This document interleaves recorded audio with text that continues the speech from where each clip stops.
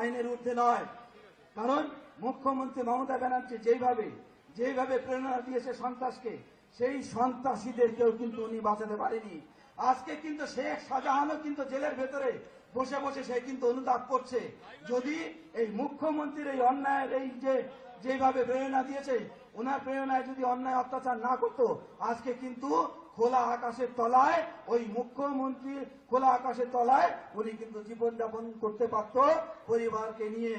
কিন্তু যে উনি অন্যায় অত্যাচার মুখ্যমন্ত্রীর অনুপ্রেরণায় এবং তৃণমূল হারমাতের অনুপ্রেরণায় করেছে, সেই অন্যায়ের জন্য আজকে উনি জেলে গেছে। মুখ্যমন্ত্রীও কিন্তু বাঁচাতে পারেনি, জ্যোতিপ্রিয় মল্লিককেও বাঁচাতে পারেনি, অনুব্রত মণ্ডলকেও কিন্তু বাঁচাতে পারেনি। এইভাবে একে একে সমস্ত যারা নাকি হারমাত, তাদের অবশ্যই অবসান হবে, তারা জেলে যাবে এবং সেই সাথে সাথে মুখ্যমন্ত্রীকেও জেলে যেতে হবে।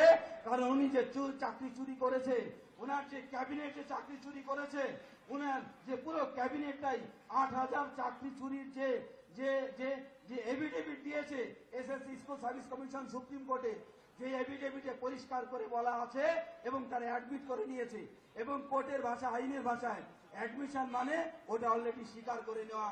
ওইখানে আর কোনো বিচারের কোনো জায়গা নেই। ওইটা